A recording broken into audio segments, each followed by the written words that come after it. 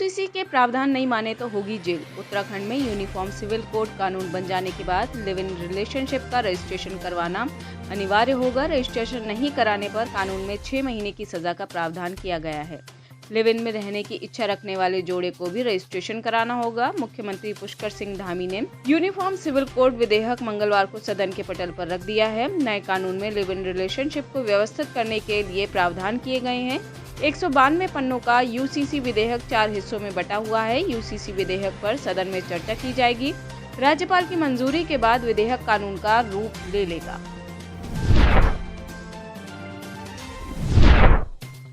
Fighter के makers को legal notice. Siddharth Anand के निर्देशन में बनी फिल्म फाइटर में कथित किसिंग सीन को लेकर लीगल नोटिस भेजा गया है। आरोप है कि किसिंग सीन भारतीय वायुसेना की गरिमा को ठेस पहुंचाता है, क्योंकि वायुसेना की वर्दी में ये सीन फिल्माया गया है। सिद्धार्थ आनंद सहित मेकर्स को ये नोटिस असम के एयरफोर्स ऑफिसर सौम्यदीप दास ने भेजा है। उन्होंने इसमें कहा है कि ये सीन इंडियन एयरफोर्स की छवि को धूमिल करने वाला है और साथ ही उनके सम्मान को नुकसान पहुंचाने वाला है। जिस सीन को लेकर विवाद है उसमें दीपिका पादुकोण और ऋतिक रोशन लिप लॉक करते दिखे हैं। दोनों एयरफोर्स के यूनिफॉर्म में हैं।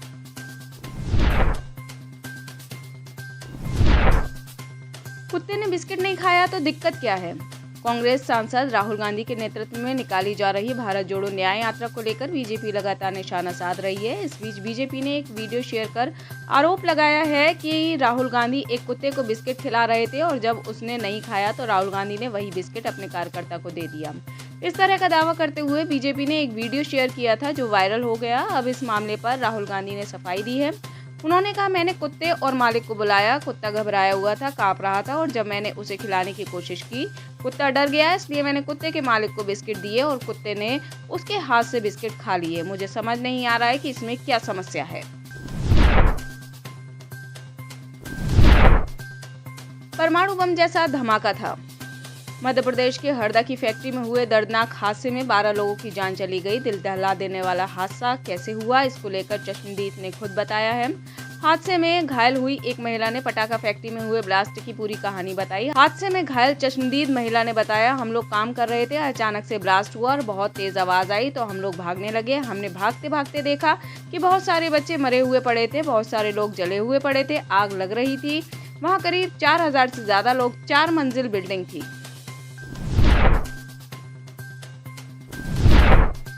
धोखा देने वाले कोचिंग इंस्टीट्यूट पर नकेल की तैयारी।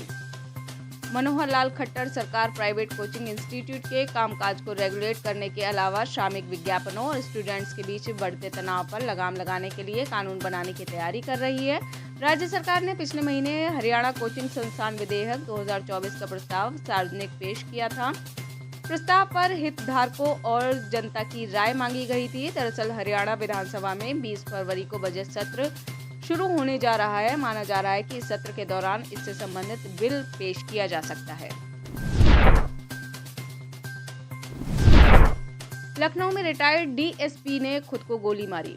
लखनऊ में एक रिटायर्ड डीएसपी ने खुद को गोली मार ली है। 73 साल के कैलाश चंद्र ने खुद को गोली मार ली। घर के अंदर लाइसेंसी रिवॉल्वर से खुद की जान ले ली।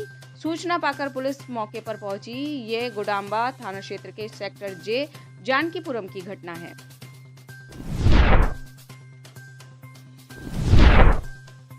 बिहार में जेडीयू बीजेपी का 1770 सीटों पर लड़ना तय।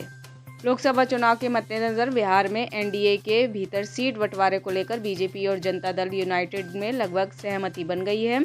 सब कुछ ठीक रहा तो फरवरी के आखिर तक सीट बंटवारे का ऐलान संभव है। पिछली बार की तरह ही लोकसभा चुनाव में नीतीश कुमार की पार्टी जेडीयू और बीजेपी बराबर सीटों पर चुनाव लड़ेगी। जेडीयू सूत्रों के मुताबिक बिहार में दोनों बड़ी पार्टियों के बीच 17 सीटों पर लड़ने की सहमति बन गई है। बिहार में लोकसभा की कुल 40 सीटें हैं। सूत्रों का कहना है कि बची हुई 6 सीटों को चिराग पासवान, पशुपति पारस, उपेंद्र कुशवाहा और जीतन राम मांझी के बीच बांटा जाएगा। गुजरात में पकड़ा गया हनी ट्रैप गैंग। अमरेली के सावरकुंडला से सनसनीखेज हनी ट्रैप मामला सामने आया है। पुलिस ने हनी ट्रैप में फर्जी पुलिसकर्मियों के गिरोह का भंडाफोड़ किया है, जिसमें 4 आरोपियों को गिरफ्तार किया गया है। अब इन चारों को कोर्ट ने 3 दिन की रिमांड पर लिया है। राज ठाकरे को गिफ्ट की बाबरी मस्जिद की ईंट। बाबरी मस्जिद विध्वंस के दौरान मनसे नेता वाला नंदगांवकर कार सेवक बनकर गए थे। उस वक्त वह अपने साथ तोड़ी गई मस्जिद की ईंट लेकर आए थे। उन्होंने उस ईंट को 32 साल तक अपने पास रखा था। मंदिर निर्माण के बाद उन्होंने प्रतिज्ञा की थी कि वह इसकी ईंट हिंदू हृदय सम्राट बाला साहेब ठाकरे को देंगे। राम मंदिर तो बन गया, लेकिन बाला साहेब ठाकरे अब जीवित नहीं हैं। इसलिए बाला नंदगांवकर ने कहा है कि उन्होंने राज ठाकरे को बाबरी ईंट उपहार में दी, जो बाला साहेब के वैचारिक उत्तराधिकारी हैं।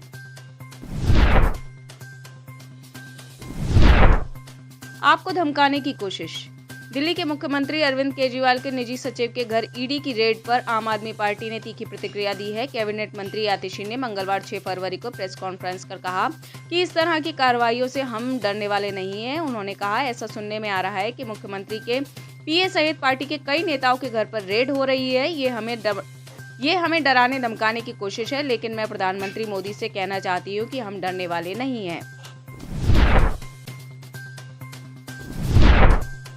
ऋषि सुनक पर ससुर की कंपनी की सिफारिश का लगा आरोप। भारतीय मूल के ब्रिटिश प्रधानमंत्री ऋषि सुनक के हितों के नए टकराव का सामना करना पड़ रहा है। अप्रैल 2023 में भारत के व्यापार मिशन पर आए एक कंजर्वेटिव मंत्री ने कहा कि उन्हें ब्रिटेन में आईटी कंपनी इन्फोसिस को आगे बढ़ाने में मदद करके खुशी होगी। ये कंपनी उनके ससुर NR नारायण मूर्ति की है। डेली मिरर की जांच के अनुसार व्यापार मंत्री डोमिनिक जॉनसन ने कहा कि वह ब्रिटेन में इन्फोसिस की बड़ी उपस्थिति देखना चाहते हैं और इसे सुविधाजनक बनाने के लिए वह जो भी कर सकते हैं उसे करने में खुशी होगी। उनका यह बयान ऐसे समय में आया जब अक्षता मूर्ति के पिता द्वारा स्थापित बेंगलुरु स्थित कंपनी ब्रिटेन में 75 करोड़ पाउंड के अनुबंध के लिए प्रतिस्पर्धा कर रही है।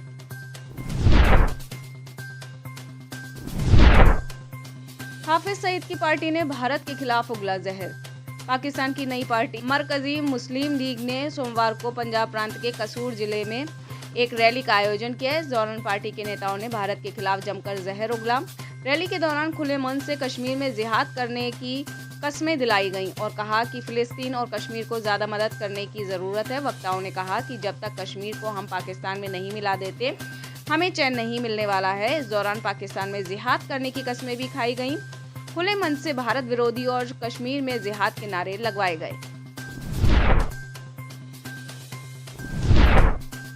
कैलिफोर्निया में तूफानी बारिश ने मचाई तबाही। लॉस एंजल्स के कुछ हिस्सों में सोमवार 5 फरवरी को रिकॉर्ड बारिश दर्ज की गई। शहर में हो रही लगातार बारिश से लोगों का हाल बेहाल है। कैलिफोर्निया में इसका कुछ ज्यादा ही असर देखा जा रहा है।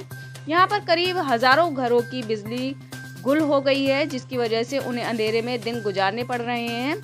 शहर में बारिश की वजह से बाढ़ का माहौल बना हुआ है। राष्ट्रीय मौसम सेवा की ओर से बताया गया है कि 5 से 10 इंच के करीब बारिश हुई है। आने वाले दिनों में और बारिश होने की आशंका जताई गई है।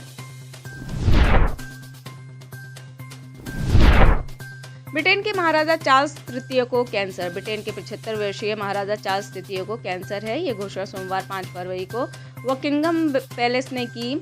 ABC न्यूज के मुताबिक बकिंघम पैलेस ने एक बयान में कहा कि महाराजा का प्रोस्टेट के बढ़ने का इलाज चल रहा था। इसके इलाज के दौरान चिंता का एक अलग मुद्दा ध्यान दिया गया। बकिंघम पैलेस ने कहा, बाद के डायग्नोस्टिक टेस्ट ने कैंसर के एक रूप की पहचान की है।